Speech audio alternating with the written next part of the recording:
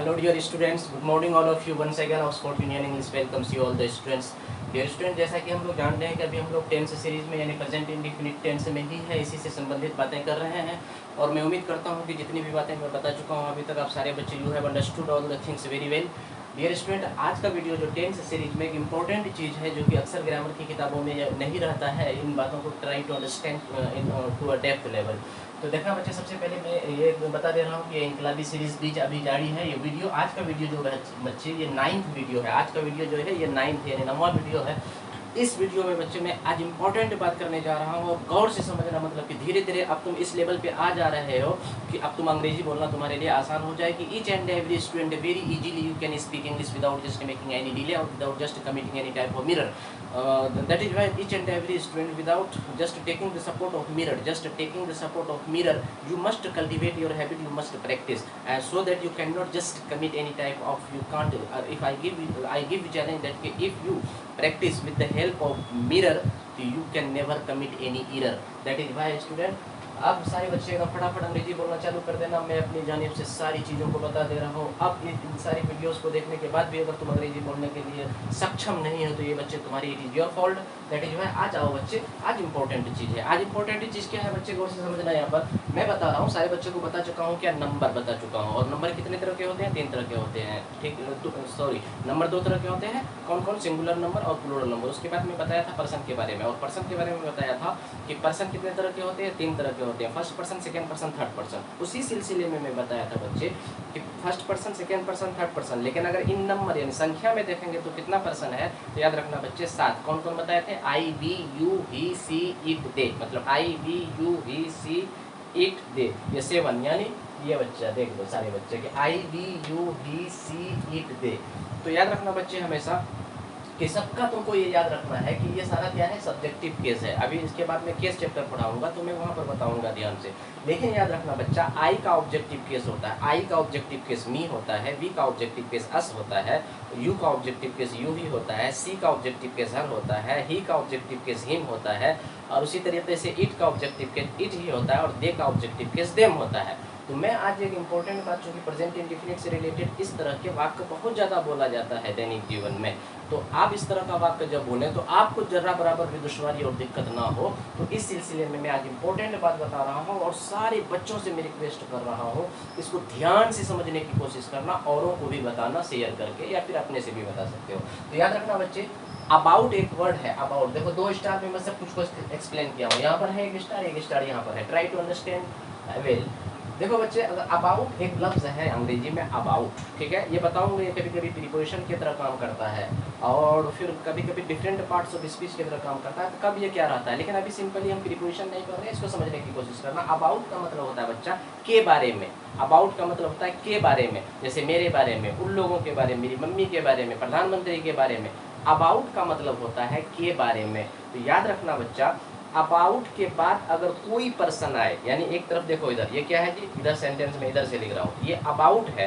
अब उसके बाद यहाँ पर कोई पर्सन आ रहा है, कोई पर्सन मतलब चाहे वो I, we, you, he, she, it, they, ये सातों में से कोई भी पर्सन आएगा बच्चे, तो याद रखना ये सब्जेक्टिव केस में नहीं होगा, ये हमेशा ऑब्जेक्टिव केस में होगा। जैसे मेरे बारे में, तो अबाउट आई कभी नहीं बोलेंगे, अबाउट मी बोलेंगे। हम लोगों के बारे में तो अबाउट वी कभी नहीं बोलेंगे, अबाउट अस बोलेंगे। तुम लोगों, उन लोगों के बारे में तो अबाउट दे कभी नहीं बोलेंगे, अबाउट देम बोलेंगे। कोई एक लड़की है तो उसके बारे में अबाउट शी कभी नहीं बोलेंगे, अबाउट हर बोलेंगे। कोई लड़का है तो उसके बारे में तो अबाउट ही कभी नहीं बोलेंगे, अबाउट हिम बोलेंगे। कहने का मतलब ये हुआ बच्चे, अबाउट के बाद अगर कोई पर्सन आ रहा है तो वो हमेशा सब्जेक्टिव केस में नहीं होकर के ये ऑब्जेक्टिव केस में होगा। और इससे रिलेटेड क्वेश्चन बच्चे बैंक, एसएससी, रेलवे में फ्रीक्वेंटली पूछा जाता है। तो हम सिर्फ मतलब कि कंपेटिटिव एग्जामिनेशन को ध्यान में नहीं रखते हैं, बल्कि हम ये सोच रहे हैं कि आप अंग्रेजी जब बोलते हो तो इस तरह की कॉमन एरर को कभी कमिट ना करो। तो हमेशा के लिए इस तरह की गलतियों से अवॉइड करो। तो इस बात को बच्चे आज याद रखना। आज 50,000 की बात समझने जा रहे हो कि अबाउट के बाद हमेशा ऑब्जेक्टिव केस होगा। क्या बच्चे? अबाउट के बाद हमेशा ऑब्जेक्टिव केस होगा। जैसे अबाउट का मतलब हुआ के बारे में, जैसे अगर बोलेंगे अंग्रेजी के मेरे बारे में, तो अबाउट मी होगा, ना कि अबाउट माई होगा। गलत हो जाएगा बच्चे। या अबाउट आई या अबाउट माई, ये कभी नहीं हो सकता है। ठीक है बच्चे? तो इसीलिए मेरे बारे में अबाउट मी, हम लोगों के बारे में अबाउट अस, अबाउट वी कभी नहीं होगा बच्चे, ठीक है। अच्छा तो तुम्हारे बारे में तो अबाउट यू, क्योंकि यू का ऑब्जेक्टिव केस यू ही होता है, इसीलिए बच्चे अबाउट यू यहाँ पर भी ये दोनों राइट है। लेकिन बोलेंगे कोई लड़की की तरफ इशारा कर रहे हैं, उसके बारे में तुम बात कर रहे हो, तो आप उसके बारे में अंग्रेजी क्या होगा जी कि अबाउट हर, अबाउट सी कभी नहीं बोलेंगे बच्चे, अबाउट हर बोलेंगे तो ये राइट है, अबाउट सी बोलेंगे तो ये गलत है। अब कोई लड़का है हम बोलेंगे उसके बारे में तो अबाउट हिम बोलेंगे, ना कि अबाउट ही बोलेंगे। अगर अबाउट ही बोलेंगे तो ये गलत हो जाएगा। उसी तरह से उन लोगों के बारे में तुम लोग तस्करा कर रहे हो तो अबाउट दे कभी नहीं बोलेंगे बच्चे, अबाउट दे बोलेंगे तो गलत हो जाएगा, अबाउट देम बोलना होगा कि I am talking about them, I am talking about them, मैं उन लोगों के बारे में बात कर रहा हूँ। इस तरीके से बच्चे इसको हमेशा ज़हन में याद रखना। और मैं कुछ एग्जांपल दे दिया हूँ, एग्जांपल को ये सारे एग्जांपल को बार बार 5, 6, 7, 8 मरतबा इसको बोलने की try to speak in English all the given sentences and after some degrees और after some time you will be capable to express your views in English well और related. Suppose that if any sentence अगर ये term आ जाता है तो आप फिर वहाँ पर फटाक से बैठा करके कायदे से मतलब याद रखना बच्चे। अबाउट के बाद कोई भी पर्सन आएगा तो हमेशा ऑब्जेक्टिव केस में होगा। फॉर एग्जाम्पल तुम अक्सर मेरे बारे में सोचते हो, अब यहाँ पर देखो बच्चे कि तुम सोचते हो, ये तो सब्जेक्ट है, ये वर्ब है, तो ये सब्जेक्ट है, ये वर्ब है, और अक्सर ये मॉडिफाई, अक्सर जो है ये एडवर्बियल है। हमने बताया था एडवर्बियल को सब्जेक्ट के बाद जस्ट मेन वर्ब से पहले थी, ये सब्जेक्ट है यहाँ पर और ये मेन वर्ब है, उसके बीच में हम इसको रख दिए हैं। तो यू ऑफन थिंक, तुम अक्सर सोचते हो, तो ये बच्चा खत्म, ये बच्चा खत्म, ये बच्चा खत्म। अब क्या आप बच्चा जी मेरे बारे में, ये क्या है बच्चे रेस्ट है, याद रखना हमेशा रेस्ट है ये, ठीक है। लेकिन रेस्ट रहे या कुछ भी रहे, लेकिन उसका अंग्रेजी क्या होगा, तो मेरे बारे में याद रखना बच्चे। इसका अंग्रेजी हम यहाँ पर लिख दिए हैं अबाउट मी। अभी हम बोले हुए अबाउट के बाद हमेशा मतलब क्या ऑब्जेक्टिव केस का इस्तेमाल होगा। और हम जानते हैं कि माई जो है ये बच्चे आई सब्जेक्टिव केस है, इसका ऑब्जेक्टिव केस मी होता है और उसका पजेसिव केस माई होता है। तो पजेसिव केस का इस्तेमाल करेंगे तो गलत हो जाएगा, इसीलिए सेंटेंस बोलना बिल्कुल गलत है और बोलना होगा, क्योंकि हम जानते हैं कि आई का ऑब्जेक्टिव केस मी होता है। तो मेरे बारे में तो इसका अंग्रेजी बच्चा होगा कि you often think about me, तुम अक्सर मेरे बारे में सोचते हो। You often think about me, हमेशा याद रखना, कभी अबाउट आई या about my. You often think about my या you often think about I, ये बिल्कुल गलत सेंटेंस है बच्चे। राइट होगा you often think about me, मैं अक्सर, मेरे पापा अक्सर मेरे बारे में सोचते हैं। My father often thinks about me, मेरी मम्मी हमेशा मेरे बारे में सोचते हैं। My mother often thinks about me, मतलब हर हालत में अबाउट के बाद अगर अबाउट के बाद अगर कोई पर्सन आ रहा है तो ऑब्जेक्टिव केस में होगा, तो इसीलिए ऑब्जेक्टिव केस में। उसी तरह बच्चे वो हमेशा हम लोगों के बारे में सोचता है। हम लोगों का अंग्रेजी क्या होता है बच्चे, हम लोगों का अंग्रेजी क्या होता है अस। ये अस आया है कहाँ से, तो वी से आया है, वी सब्जेक्टिव केस है, अस ऑब्जेक्टिव केस है, आवर पजेसिव केस है। तो वह हमेशा हम लोगों के बारे में सोचता है, तो क्या है सोचती है, तो सी अलवे, एक मिनट बच्चे, वो हमेशा हम लोगों के बारे में बोलती है। बात तो क्या है कि वो हमेशा हम लोगों के बारे में बोलती है। तो सी ऑलवेज टॉक्स, आप याद रखना बच्चे अबाउट अस, वो हम लोगों, वो हमेशा हम लोगों के बारे में बोलती है। तो सी ऑलवेज टॉक्स अबाउट अस, अगर हम देंगे कि she always talks about we तो गलत हो जाएगा, या सी ऑलवेज टॉक्स अबाउट आवर तो ये गलत हो जाएगा। इस तरीके से राइट क्या होगा बच्चे, देखो अबाउट के बाद ऑब्जेक्टिव केस है। अगला वाला सेंटेंस देखो, मैं उसके बारे में बोलता हूँ। हो सकता है कि जिसके बारे में बोल रहा हूँ वो लड़का हो या लड़की हो, और लड़का होगा तो उसका ही का ऑब्जेक्टिव केस हिम होता है, लड़की है तो सी होगा और सी का ऑब्जेक्टिव केस हर होता है। तो मैं बोलूँगा कि मैं उसके बारे में बोल रहा हूँ, कि मैं उसके बारे में बोलता हूँ। मैं यहाँ पर ये वाला तो सेंटेंस हो गया, ये वाला देखो कि मैं उसके बारे में बोलता हूँ, तो मैं बोलता हूँ तो आई स्पीक, और उसके बारे में अगर लड़की है तो अबाउट हर, और अगर लड़का है तो बच्चे अबाउट हिम। तो आई स्पीक अबाउट हर या आई स्पीक अबाउट हिम। उसी तरह से बच्चे तुम मेरे बारे में उसको कुछ बोलते हो, यानी तुम मेरे बारे में उसको कुछ बोलते हो या कहते हो। तो यू टेल हिम या हर, उसको में क्या हो सकता है, लड़का भी हो लड़की भी हो, तो यू टेल हिम या हर समथिंग, तुम उसको कुछ कहते हो। और क्या आया बच्चे मेरे बारे में, तो अबाउट मी, मैं तुम लोगों के बारे में उसको कुछ कह रहा हूँ। तो I am telling them about you, मैं तुम लोगों के बारे में उन लोगों से कुछ कह रहा हूँ। तो I am telling them about you. आप बोलेंगे मैं तुम लोगों को उन लोगों के बारे में कुछ कह रहा हूँ, तो I am telling you something about them. तो ये बात को याद रखना बच्चे। उसी तरीके से इस बात को हमेशा याद रखना बच्चे, ठीक है, अगर सिंगल पर्सन आ रहा है तो उसके ऑब्जेक्टिव केस होगा। लेकिन ऐसा अगर तुम मेरे बारे में सोचते हो तो यू थिंक अबाउट मी। लेकिन अगर मैं ये बात को बोल दूँ कि तुम मेरी फैमिली के बारे में सोचते हो, तो अब यहाँ पर देखो तो अबाउट माई फैमिली यहाँ पर हो जाएगा। अब याद रखना यहाँ पर कि सिर्फ कोई एक पर्सन नहीं है, अबाउट मी होगा, लेकिन मेरे बारे में तो अबाउट मी, लेकिन मेरे फैमिली के बारे में तब वहाँ पर पॉजेसिव केस लग जाएगा, यानी तब माई का प्रयोग होगा। इसीलिए बच्चे याद रखना, यानी कोई पर्सन के बाद कोई नाउन भी आ रहा है, यानी पॉजेसिव केस आ रहा है, लेकिन दरअसल वो पॉजेसिव एडजेक्टिव है। तो आगे चल के बताऊंगा कि पॉजेसिव एडजेक्टिव क्या होता है, लेकिन याद रखना कि सिर्फ पर्सन आएगा, तुम मेरे बारे में सोचते हो तो यू थिंक अबाउट मी, लेकिन तुम मेरी परिवार के बारे में सोचते हो तो आप सिर्फ मेरे बारे में नहीं आया, बल्कि मेरी परिवार के बारे में, you think about my family, वहाँ पर पॉजेसिव केस का प्रयोग हो जाएगा। जैसे मैं तुम्हारी परिवार के बारे में कुछ सोचता हूँ, I think something about you family कभी नहीं बोलेंगे बच्चे, about your family. About me family कभी नहीं बोलेंगे, अबाउट माई फैमिली। इस तरीके से मैं उम्मीद करता हूँ कि सारी चीज़ को समझ गए होंगे। तो याद रखना बच्चे, चाहे क्या हो, अबाउट हो या फोर हो, यानी अबाउट को वहाँ एक्सप्लेन किया, तीन को यहाँ पर एक्सप्लेन कर रहा हूँ, यानी चारों को एक साथ में कर सकते थे, लेकिन पहले इसको समझ गए तो अब इसको समझना। वही हालत इन सब चीज़ों के साथ में होगा बच्चे। जैसे कि हम लोग जान रहे हैं कि फोर का मतलब होता है के लिए, जैसे मेरे लिए, तेरे लिए, उन लोगों के लिए, मेरे परिवार के लिए, उन लोगों के परिवार के लिए, उन लोगों के खानदान के लिए। और अगेंस्ट, AGAINST, अगेंस्ट का मतलब होता है बच्चे के विरुद्ध या के खिलाफ, के विरुद्ध या के खिलाफ। और विदाउट का मतलब होता है के बगैर या बिना, जैसे तुम्हारे बगैर, मेरे बगैर, उसके बगैर। और अगेंस्ट मतलब के विरुद्ध, तो उसके विरुद्ध, मेरे विरुद्ध, प्रधानमंत्री के विरुद्ध, ऑपोजिशन पार्टी के विरुद्ध। तो विरुद्ध यानी के खिलाफ का अंग्रेजी अगेंस्ट, और के लिए फोर, और विदाउट मतलब के बगैर। तो अब याद रखना बच्चों कि अगर कोई ये वर्ड आ गया, इसमें से कोई आ गया, चाहे फोर आ गया, अगेंस्ट आ गया, विदाउट आ गया, तो याद रखना इसके साथ जो ये मामला होगा जो उधर हुआ है, यानी इसके बाद आने वाला सिर्फ पर्सन है, और पर्सन के बाद कोई नाउन नहीं है। यानी जैसे बोलेंगे मेरे बारे में, तो यहाँ पर सिर्फ मेरे आया, मेरे यानी पर्सन, आई से बना मी, ऑब्जेक्टिव किस क्या, मी, तो यहाँ पर अबाउट मी होगा। लेकिन बोलेंगे मेरे परिवार के बारे में, या मेरे परिवार के लिए, मेरे परिवार के खिलाफ, या मेरे परिवार के बिना, तो याद रखना हमेशा अगर कोई जैसे बोलेंगे कि मेरी परिवार के खिलाफ, तो अब यहाँ पर मेरे परिवार के खिलाफ या मेरी फैमिली के खिलाफ, याद रखना बच्चे। तो अब इसको याद रखना कि फॉर, अगेंस्ट, विदाउट के बाद भी हमेशा ऑब्जेक्टिव केस ही आएगा। जैसे एग्जाम्पल से यहाँ पता चलेगा बच्चे, वह पटना से मेरे लिए एक अच्छी किताब लाती है। तो आप देखो तो वह क्या है बच्चे, यहाँ पर वह सब्जेक्ट है और लाती है वर्ब। तो वह कोई लड़की है तो मतलब सी, और लाना का अंग्रेजी ब्रिंग होता है, तो सी ब्रिंग्स, ठीक है ना जी, सी ब्रिंग्स। तो ये बच्चा खत्म हो गया। अब उसके बाद क्या फॉर्मूला है, ऑब्जेक्ट देंगे, देख अच्छी किताब और गुड बुक, सी ब्रिंग्स और गुड बुक, ठीक है। और कहाँ से जी, तो याद रखना पटना से, तो ये रेस्ट खत्म हो जाएगा, from Patna, she brings a good book from Patna, ये बच्चा खत्म। आप है क्या बच्चे, मेरे लिए, तो याद रखना हमेशा यहाँ पर मेरे लिए फॉर माई या फॉर आई कभी नहीं होगा, क्या होगा, फॉर माई या फॉर आई कभी नहीं, फॉर मी होगा।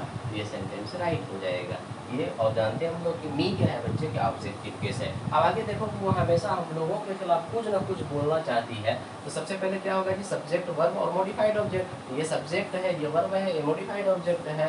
वो हमेशा हम लोगों के खिलाफ कुछ ना कुछ बोलना चाहती है, मतलब कोई लड़की है तो सी होगा, ये बच्चा खत्म। और वो चाहना का अंग्रेजी वांट होता है, तो सी वांट्स हो जाएगा, तो ये बच्चा खत्म। उसके बाद मॉडिफाइड, मॉडिफाइड क्या है, बोलना मतलब टू स्पीक, तो सी, ठीक है जी। अच्छा एक बात यहाँ पर और देखो बच्चे, यहाँ पर क्या है, एडवर्बियल भी आ गया है, हमेशा आ गया है। मतलब ये एडवर्बियल को कहाँ पर रखते हैं, सब्जेक्ट और मेन वर्ब के बीच में रखते हैं। मतलब हुआ ये हमेशा को यहाँ पर देना होगा, कहाँ पर देना होगा जी, हमेशा का अंग्रेजी क्या होता है, ALWAYS, मतलब सी ऑलवेज वांट्स टू स्पीक। तो ये भी खत्म हो गया और ये भी खत्म हो गया। और उसके बाद ऑब्जेक्ट देंगे, ऑब्जेक्ट क्या है, कुछ ना कुछ, मतलब समथिंग एल्स, उसको अंग्रेजी में क्या बोलते हैं जी, समथिंग एल्स, समथिंग एल्स। तो बोलेंगे कि she always wants to speak something else. तो यहाँ तक तो खत्म हो गया। अब यहाँ पर असल जो चीज़ को समझा रहे हैं बच्चे, इसको समझना, हम लोगों के खिलाफ, हम लोगों के खिलाफ, और खिलाफ का अंग्रेजी होता है अगेंस्ट, और अगेंस्ट के बाद क्या आ रहा है, हम लोगों के खिलाफ। तो हम लोगों के खिलाफ, तो उसके सिर्फ क्या आ रहा है, हम लोगों के खिलाफ, तो सिर्फ एक पर्सन आ रहा है, तो क्या हो जाएगा, अगेंस्ट, अगेंस्ट अस, क्या हो जाएगा बच्चों, अगेंस्ट अस। लेकिन यहाँ पर क्या है कि हम लोगों के खिलाफ, तो अगेंस्ट अस अगर लेता रहता कि हमारी फैमिली के खिलाफ या हमारा परिवार के खिलाफ, तो तब क्या हो जाता है बच्चे, अगेंस्ट, अगेंस्ट आवर फैमिली, ठीक है ना, against our family, against our family, क्योंकि आवर आ रहा है उसके बाद कोई नाउन आ रहा है, अगर सिर्फ पर्सन रहे तो ऑब्जेक्टिव केस, अगर कोई नाउन भी आ जाए तो वहाँ पर क्या करेंगे बच्चे, पजेसिव केस का इस्तेमाल करके माई लगा देंगे, आवर लगा देंगे, योर लगा देंगे, इस तरीके से। अब यहाँ पर देखो अगला वाला वाक्य बच्चे, वो मेरे बगैर पटना में रहती है। तो आप देखो हम विदाउट वाला का इस्तेमाल करें। सबसे पहले क्या जी, सब्जेक्ट, ये क्या है, सब्जेक्ट है, और ये क्या है जी, रहती है, वर्ब। और उसके बाद देखो जी पटना में ये रेस्ट है। सबसे पहले वो रहती है तो सी लिव्स इन पटना। यहाँ तक तो क्लियर हो गया बच्चे। तो सब्जेक्ट खत्म हुआ, ये खत्म हुआ, और पटना में ये खत्म हो गया, और मेरे बगैर, और मेरे बगैर मतलब क्या हुआ बच्चे, बगैर का अंग्रेजी क्या होता है, विदाउट।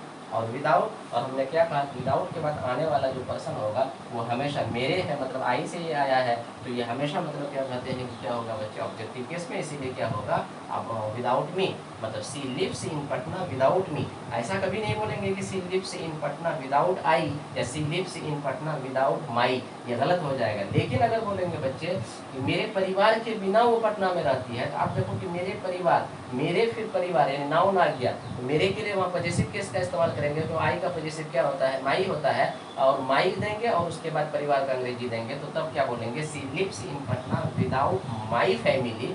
और विदाउट मी फैमिली कभी नहीं बोलेंगे, विदाउट आई फैमिली कभी नहीं बोलेंगे, तब वहाँ पर बोलेंगे विदाउट माई फैमिली। इस बात को अच्छे से समझना बच्चे, बहुत इंपॉर्टेंट। आगे देखो उसी तरह से वो किताब के लिए यहाँ आती है। सबसे पहले वह आती है यहाँ, तो सी कम्स हियर, यहाँ तक तो सोचना ही नहीं है, she comes here, she comes here, तो ये खत्म हो गया, ये खत्म हो गया, ये खत्म हो गया। अब यहाँ पर देखो बच्चे किताब के लिए, तो तब क्या हो जाएगा, फॉर बुक्स, फॉर बुक्स हो जाएगा, यानी फॉर बुक्स। पता ये चला कि यहाँ के लिए जो है बच्चे, तो यहाँ पर क्या कहते हैं कि कोई पर्सन नहीं आया है, कोई नाउन आया है, तो डायरेक्ट ले देंगे। अगर मतलब क्या कहते हैं, कोई अगर पर्सन होता तो वहाँ पर फॉर मी देते, कि वह किताब के लिए यहाँ आती है। उसी तरीके से बच्चे आगे देखो, वह मेरी फैमिली के खिलाफ बोलती है, तो वह बोलती है, तो क्या होगा, सी स्पीक्स, तो पता चला कि वह बोलती है, तो ये बच्चा खत्म हो गया और ये बच्चा खत्म हो गया। अब देखो मेरे फैमिली के खिलाफ, तो क्या हो जाएगा बच्चे यहाँ पर, अब गौर से देखना यहाँ पर,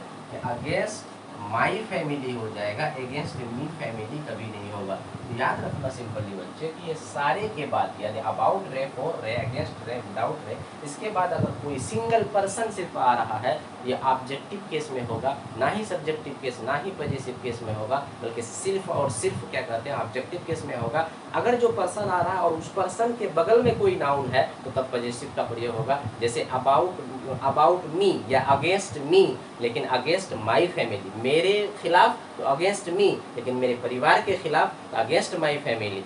यहाँ तक क्लियर हो गया बच्चा। अच्छा बोलेंगे क्या, हम लोगों के खिलाफ तो अगेंस्ट अस, लेकिन हम लोगों के ख़ानदान के खिलाफ या हम लोगों के परिवार के खिलाफ तो बोलेंगे कि अगेंस्ट आवर फैमिली। बोलेंगे तुम्हारे खिलाफ अगेंस्ट यू, लेकिन तुम्हारे परिवार के खिलाफ अगेंस्ट योर, वहाँ हो जाएगा अगेंस्ट योर फैमिली। तो इस तरीके से याद रखना सारे बच्चे। अब लास्ट वाला वाक्य देखो बच्चे, वो अपने हस्बैंड के बगैर दिल्ली में रहती है आराम से। सबसे पहले वो रहती है दिल्ली में, तो पहले इसको बना लो, तो क्या होगा बच्चों कि she lives in Delhi, she lives in Delhi. तो पता चला कि ये बच्चा खत्म हो गया और ये खत्म हो गया, ये खत्म हो गया।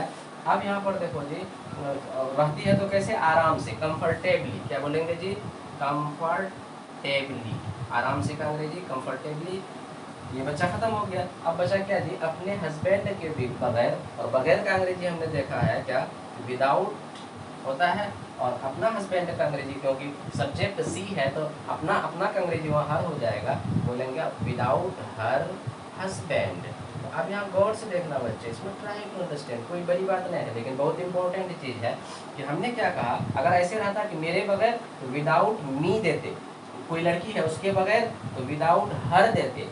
लेकिन अगर ऐसा बोलेंगे कि she lives in Delhi comfortably without her husband, सिर्फ अगर ऐसा हम बोलते चलो, क्योंकि हर का ऑब्जेक्टिव केस हर ही होता है, और क्या कहते हैं कि इसका पजेसिव केस भी हर ही होता है। लेकिन अगर ऐसा रहता कि राम अपनी पत्नी के बगैर दिल्ली में रहता है, तो Ram lives in Delhi without, क्या हो गया, विदाउट हिज, क्या हो जाएगा, without his wife. Ram lives in Delhi without his wife. लेकिन बोलेंगे कि राम दिल्ली में रहता है उसके बगैर, कोई एक पत्नी की तरफ है सिर्फ उसके बगैर, तब वहाँ पर क्या हो जाता है, Ram lives in Delhi without her.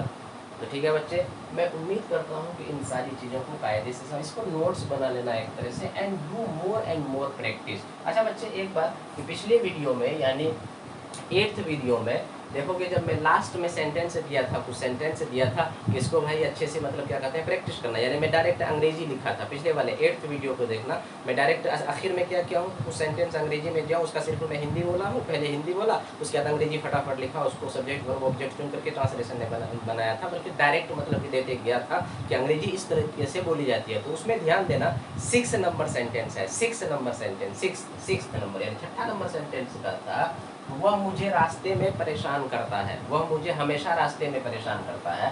तो उसमें देखना है, वह मुझे हमेशा या अक्सर कुछ होगा, देख लेना 6th नंबर में, वह हमेशा मुझे रास्ते में तंग करता है। तो हमने बताया था कि ही ऑलवेज